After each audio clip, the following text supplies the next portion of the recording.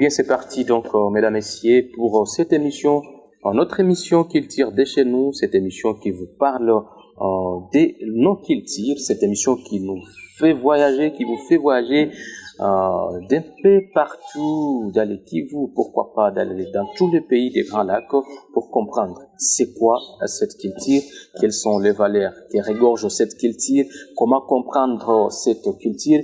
Et aujourd'hui, mesdames et messieurs, on va essayer un peu de comprendre ensemble quelles sont les valeurs qui regorgent la Kiltir Nandé. Et rappelez-vous que les Nandés se trouvent bien évidemment en République démocratique du Congo, également en Ouganda. En RDC, les Nandés sont en majorité dans la partie nord de la province du Nord Kivu. Lorsque je parle de la partie nord, je vois Butembo, je vois Beni, je vois également Lubero et un peu partout là. Donc aujourd'hui, on aura un expert qui va nous en parler. Nous serons avec maître Bwenge Isaac, qui est chargé de la coutume au sein de Kianda, qui va essayer un peu de nous parler, en tout cas, de valeurs qui regorgent cette culture. Le Munande, qui est-il exactement? Qu'est-ce qu'il fait, ce Munande qui, on dit qu'il est tribal? Est-ce qu'il est vraiment ce Munande qui est travailleur, comme ils le disent? Est-ce qu'il est vraiment? Aujourd'hui, on aura la réalité ici. Mesdames et messieurs, soyez donc là. Vous n'allez pas vraiment vous fâcher parce que je sais bien que vous êtes Munande de Goma, mais vous ne connaissez pas votre culture. Vous êtes Munande, je ne sais pas, vous vivez à Bukavu, vous êtes Munande, vous êtes déjà à Kinshasa, vous êtes Munande, je ne sais pas, vous êtes où.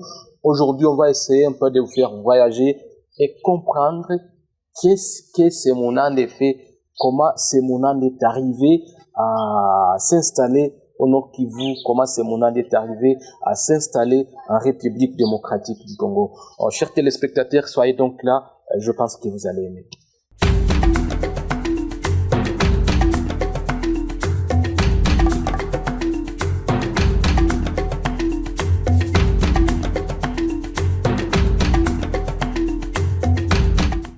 Maître Bwenge Isaac, bonjour.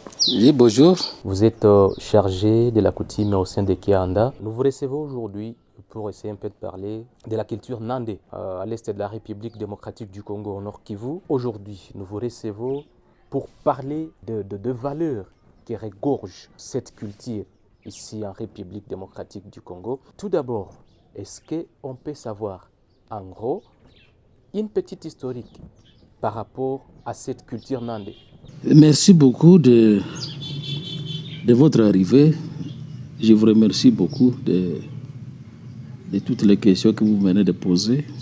Ça peut prendre beaucoup de temps pour répondre et pour développer tout ce qu'il faut par rapport à la culture, aux valeurs. Je vais parler d'abord de Munande, son installation en Afrique centrale. Je vais parler aussi maintenant de son existence en République démocratique du Congo. Et puis, je vais parler maintenant de valeurs de cette culture, de cette communauté. Oui. Oui. Et d'abord, c'est purement coutumier parce que la coutume, c'est la loi. Dans la loi non écrite est pratiquée par un peuple. Alors, si nous sommes en Afrique centrale, nous nous sommes installés en Ouganda, comme République démocratique du Congo, ici à l'Est, même au Kenya, et même en Tanzanie. Alors, avec le partage de l'Afrique, les limites nous ont partagées. Et nous sommes au Congo. Je vais parler maintenant des Munande qui existent au Congo. Les Munande congolais. Nous sommes installés principalement au début dans la partie nord qui est devenue actuellement le territoire de Beni et de Lubero. Et jusqu'à retour aussi parce que cette partie était le territoire de Beni. Il n'existait pas encore de territoire de Lubero au début parce que on dépendait des sous-régions de la sous-région de l'Ituri dans le temps. Si on parle de Lubero, c'est par après.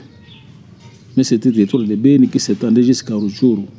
Alors, on était dans cette contrée, dans le Rutshuru vers Buramba, vers Nyamirima, dans le Lubero, dans le Beni, et puis partout là-bas.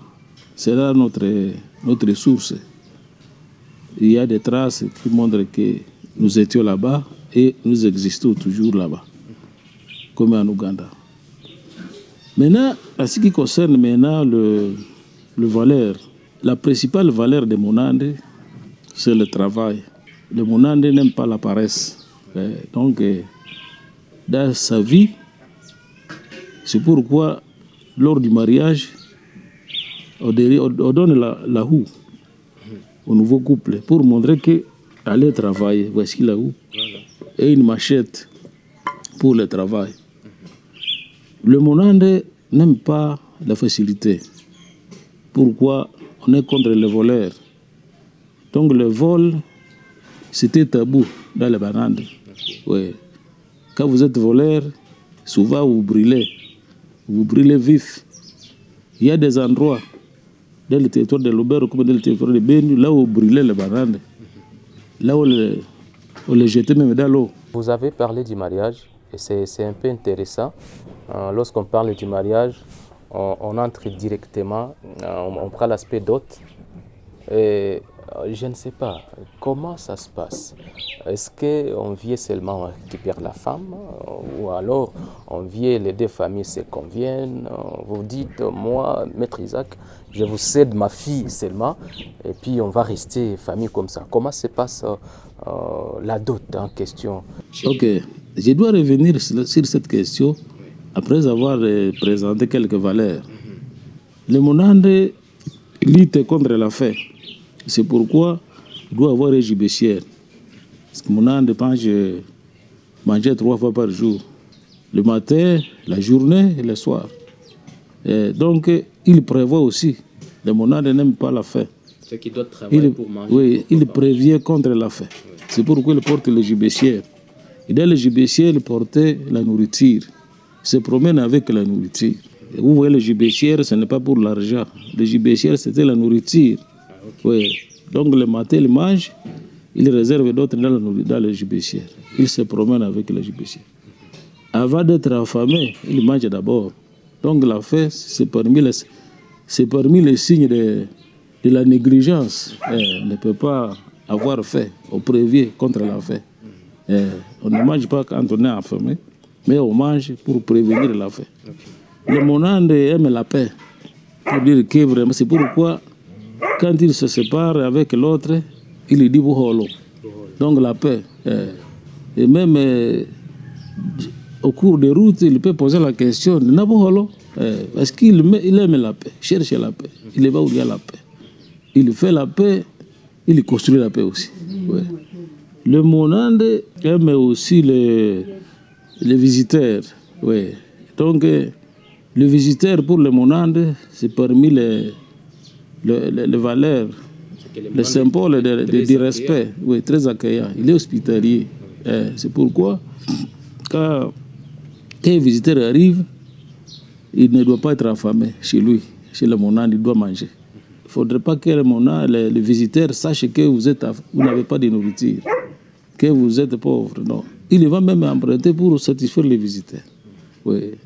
S'il y a des dettes, il va les régler après votre départ. Et c'est pourquoi, dans le véranda, vous pouvez aussi mettre des étagères, là où garder des bananes, de la viande, pour les visiteurs. Parce qu'il y a un visiteur qui arrive, mange là.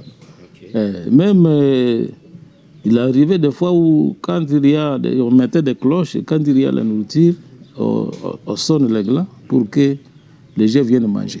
Si vous êtes visiteur, vous entrez. Et maintenant, une parenthèse, parce qu'on parle des valeurs. Comment répondez-vous à ceux qui disent que le Monande est trop tribal? Non, ça ce n'est pas le propre de le Monande. Oui, le Monande, c'est parce qu'il défend ses valeurs. Il défend ses valeurs, ce n'est pas le tribalisme. Quand il voit que vous violez ces valeurs, il regrette. Parce que si vous êtes voleur, il va vous aimer comment? Parce que vous violez ses valeurs. Si vous tuez, vous troublez la paix, est-ce qu'il va vous aimer? Non. Donc ça, c'est le tribalisme positif, c'est-à-dire c'est la façon de ne pas accepter les valeurs contraires à ses valeurs. Et là aussi, il respecte l'autorité. Et c'est pourquoi il s'adapte partout. Partout où il arrive, il doit respecter l'autorité établie. Oui. Il n'a pas de problème partout parce que c'est dans ses valeurs. Il doit respecter. S'il arrive dans un milieu, il cherche l'autorité locale, il s'adresse à cette autorité, il collabore avec l'autorité pour s'installer. Il ne s'installe pas par brutalité, non. C'est par le calme et la paix parce qu'il aime la paix. Vous êtes une personnalité, pas n'importe laquelle. Vous êtes heureusement chargé de la coutume au sein de Kianda, cette grande, je vais l'appeler aussi communauté, qui regroupe tous les Nandais. Alors, je vais en tout cas revenir sur la question du mariage, parce que c'est très important qu'on en parle. Il faut que cette jeunesse, aujourd'hui, comprenne comment est-ce que est parvenu, comment est-ce que vous avez pris un compromis. Juste lorsque vous êtes regroupés ensemble comme coutume, vous vous êtes dit, bon, lorsque on veut prendre une fille en mariage, c'est pas à dire qu'on vient l'acheter par exemple. Alors, je ne sais pas comment vous procédez. Pour le mariage, c'est une structure construite par les relations entre amis. Dans les relations entre amis, il faut renforcer ça avec le mariage. C'était un pacte d'amitié. Le mariage était un pacte d'amitié. Maintenant, les cadeaux viennent, mais d'abord, c'est le pacte que vous visez là-bas pour montrer que notre amitié doit être vraiment pérenne. Il faut que nous échangions de femmes. Un pacte d'amitié dans le sens de la paix aussi. Si par exemple, il y a des conflits entre familles, pour construire la paix, on échange des femmes. On donne une femme dans la famille de l'adversaire pour symboliser la paix. C'était possible qu'un Nandé épouse un non-Nandé? Oui, ça se faisait. À un certain moment, vous avez appris qu'il y avait des conflits entre les Rega et les Nandés, mais on a échangé une femme. Les Rega ont amené une femme pour mettre la paix, pour construire la paix. Et actuellement, on ne parle plus des conflits qui existent entre les Barègues et les Bananes. Ce sont les mêmes, à cause de cette femme-là qu'on avait donnée pour construire la paix. Bon, nous terminons les conflits. Oui. Alors, maintenant, dans de tels cas, la dot existe aussi. Parce que la dot, c'est pour prouver la différence entre la cohabitation et le mariage. Parce que la cohabitation ne donne rien comme dot. Mais le mariage, il faut donner la dot. Et nous étions des polygames, n'étaient pas des monogames. Il pouvait avoir plusieurs femmes, alors pour multiplier les relations avec plusieurs personnes. Et aujourd'hui, qu'est-ce qui a changé? C'est la religion qui a supprimé ça. Mais sinon, tu vois comme Salomon, le roi Salomon qui avait plusieurs femmes, c'était pour construire les relations entre les autres peuples. Il a construit la paix avec les femmes. Et aujourd'hui, vous avez accepté que la religion prime sur la coutume? La religion ne prime pas sur la coutume parce que la religion a ses lois et la coutume a ses lois. La polygamie est toujours acceptée? La coutume et la polygamie n'est pas interdite. C'est pas un tabou. Pas un tabou. Parce que c'est question seulement de respecter, de protéger toutes les femmes. Il ne faut pas dire que vous allez répudier une femme pour épouser une autre, non. C'est que vous prenez des... Si vous avez une femme que la famille vous a donnée, vous pouvez vous trouver une autre femme à côté qui symbolise la richesse. Parce que dans notre culture, la polygamie, c'est le symbole de la richesse. Un pauvre ne peut pas avoir deux femmes, trois femmes. Donc, quand vous avez plusieurs femmes, ça symbolise la richesse. Est-ce que là, vous donnez et vous avez beaucoup d'enfants? Parce que moi, personnellement, je suis dans une famille polygamique. Mais vous n'êtes pas polygame? Je ne suis pas polygame, mais à cause de la religion. Si je n'étais pas dans la religion, ça pouvait se faire. Et ce n'est pas un problème. Et alors? Parce que tous les enfants sont des enfants biologiques. Oui. Oui. Et lorsque vous prenez des femmes, par exemple, vous avez doté une femme, coutumièrement, on accepte, et vous annoncez encore la coutume que vous allez prendre une autre femme? Non, la deuxième femme, la troisième femme, c'est personnel, hein. Ce n'est pas donné par la famille. Okay. Parce que la famille vous donne une seule femme. Et vous vous débrouillez, vous pouvez avoir plusieurs femmes que vous-même vous cherchez. Et on accepte, la famille reçoit tous les enfants. À votre époque, à ce symbole-là, de la dot, bon, il se pourrait que c'était vraiment un geste qu'on fait, on convertit ça à des chèvres. Alors, il se pourrait qu'à votre époque, il y avait pas trop d'exigences. Vous venez peut-être avec 2 ou 3 chèvres, on vous donne une femme, ce qui n'est plus peut-être le cas aujourd'hui. Et on peut même aller jusqu'à 20, on peut même aller jusqu'à je ne sais pas combien. L'état mémorial de la dot, on donnait seulement une seule chèvre. C'est devenu maintenant 10 à 12. Et aujourd'hui, on commence à convertir selon le modernisme. On le fait en argent. Mais c'est pourquoi, dans chaque dot, il faut quand même présenter une chèvre en nature qui symbolise l'ancien temps de la dot. Et qu'on est en train d'égorger aujourd'hui pour symboliser le pacte d'amitié avec le sang. Parce que le sang avait un signe de la vie de Monande. Quand on exigeait la chèvre, au début, c'est lorsque vous commettez donc le symbole de la chèvre. C'est lorsque quelqu'un a commis un crime qui mérite la mort. Alors, il y avait la loi de Telio qui se pratiquait dans la culture nande. Si vous commettez un crime, vous tuez. Si vous tuez quelqu'un, vous tuez aussi. Alors, c'est lui que, pour vous pardonner, il a fallu que vous donniez quand même une chèvre qui sera tuée à ta place. Alors, à ce moment-là, il n'y avait pas beaucoup d'éleveurs qui pouvaient trouver des chèvres. Alors, on devait maintenant emprunter. Quelqu'un qui vous donne la chèvre à crédit pour te sauver. Tu n'as pas autre chose à payer. Tu lui feras une fille. Alors, bon, tu vas tuer cette chèvre-là pour sauver ta vie. Alors, c'est cette fille-là qui remplace maintenant la dette, qui paye la dette de la chèvre. Et c'est pourquoi la femme, on l'a changée avec une chèvre. Pour faire cette analogie-là, pour comparer, dit bon, oui, la femme, c'est une chèvre. Et on fait allusion à la chèvre qui sauve la vie d'une personne. Et qu'est-ce qui accompagne cette chèvre? Maintenant, on a augmenté maintenant le nombre de chèvres à 10. Une chèvre, 10 chèvres, pour avoir maintenant le mariage.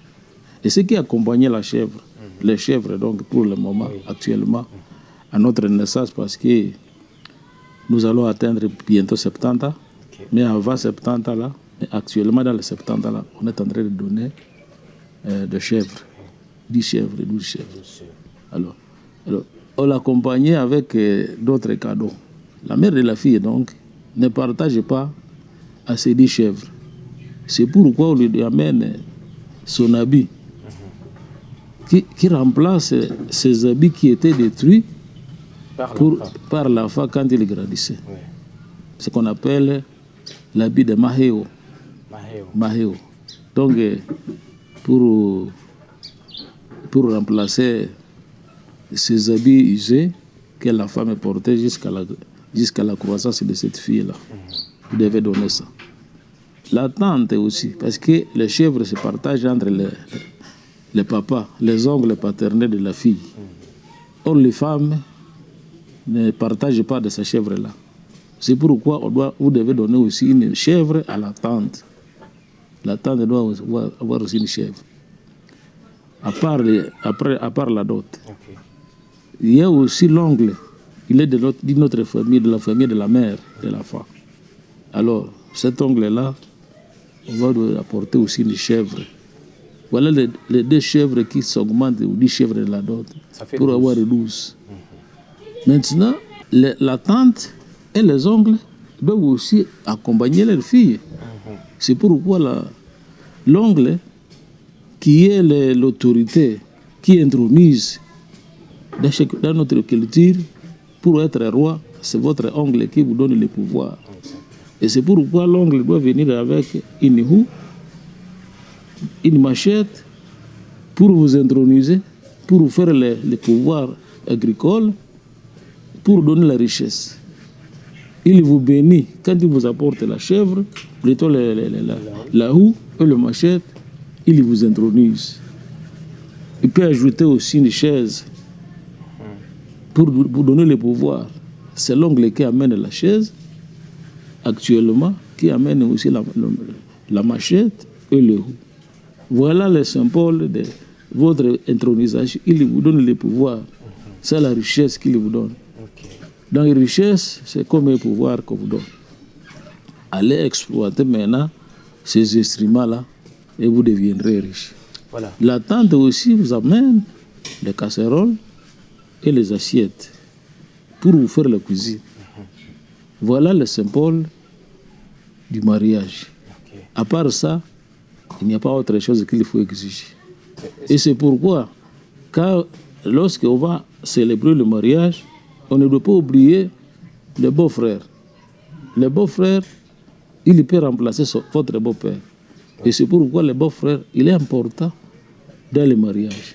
Et à lui, on lui donne quand même quelque chose de symbolique, parce que c'est lui qui reçoit les visiteurs. Et c'est lui qui accompagne sa sœur dans le mariage. Et c'est lui qui deviendra l'oncle de vos enfants.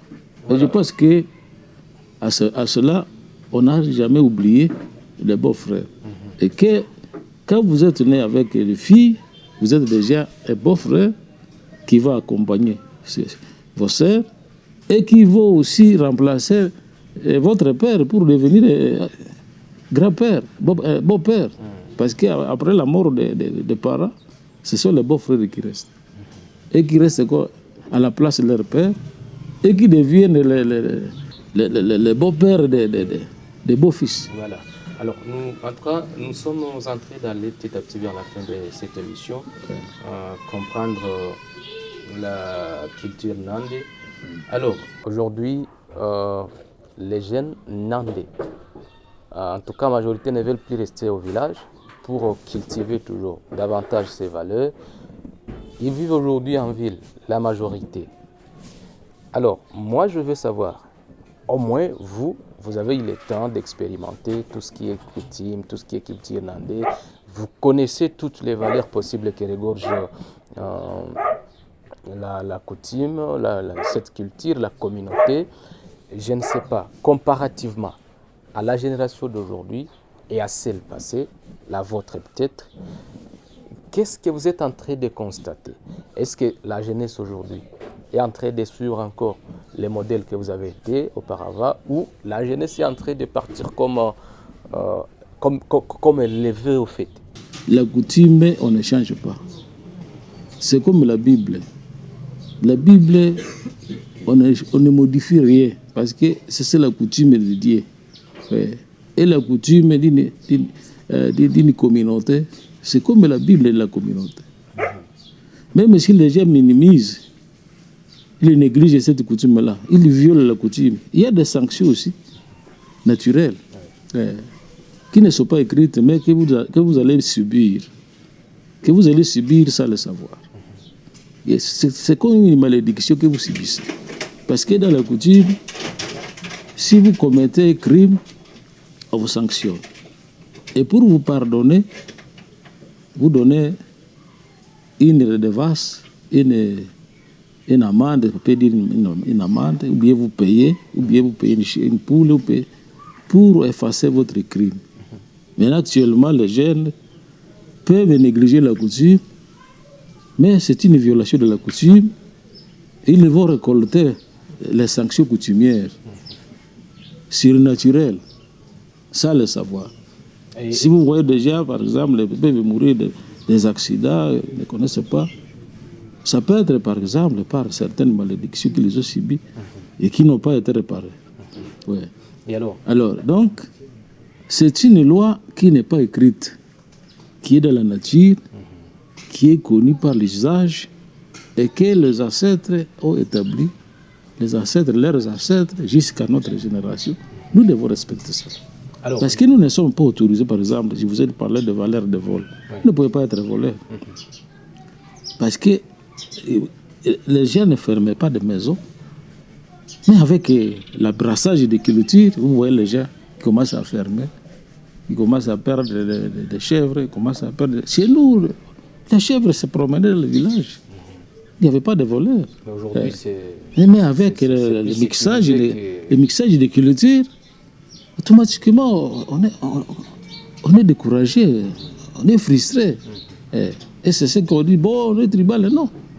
Alors, il ne faudrait pas que les gens soient influencés par les cultures qui sont contre nos valeurs. Alors, Maître Mwengue Isaac, je veux que, avant qu'on termine en tout cas cette émission, je voulais qu'on fasse un petit jet. Je voulais que cette communauté sente que vous êtes Nandé. Oui. Que vous adressez un message. Pourquoi pas laisser un mot en français et vous l'expliquer en Kinande pour que ces Mounandé de la diaspora qui écoutent difficilement les Kinande sentent aussi qu'il faudrait qu'ils apprennent les Kinande. À Kinande, on a toujours dit que omwana w'obulume akahanira omachaganda n'omwana w'obukali akahanira omwihika. C'est-à-dire, dans notre culture, les Tchaganda, c'était lié public, comme un agora. Mais on peut s'asseoir sous un arbre, on peut construire une maison, paillote, à l'entrée du village. C'est là où les jeunes recevaient l'instruction et l'éducation. Même l'éducation conjugale, c'est dans les Tchaganda. Et comme les filles aussi, parce que les femmes avaient aussi leur baraza qu'on appelle les rihika. C'est là où les femmes installaient le meul pour moudre les élésines, les sorgho.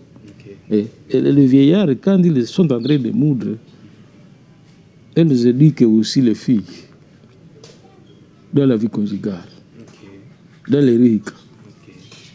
Merci beaucoup, Maître Mwengue Isaac. C'est un plaisir, ça me donne le goût d'apprendre et de connaître davantage. Je pense que c'est lui qui est en train de nous regarder aussi cette envie et l'engouement aussi d'apprendre. Et c'était vraiment un plaisir pour nous de vous recevoir parmi les premiers invités dans ce numéro, La culture de chez nous. Nous sommes tellement ravis et nous savons que ce n'est pas en tout cas tout pour vous. On sera toujours là en train de venir auprès de vous, puiser de votre sagesse. Merci beaucoup. Je suis toujours prêt parce que vous savez, actuellement, il n'y a pas plus d'espace là où on peut éduquer les jeunes. Actuellement, c'est peut-être la radio qui peut être liée favorable pour l'éducation. Et voilà, tout est bien qui finit bien. Mesdames et messieurs, vous avez été plongés dans l'univers de Mounandé. Vous avez été tous là, vous avez vu, vous avez écouté, vous avez encore l'envie d'écouter parce que l'histoire est très longue.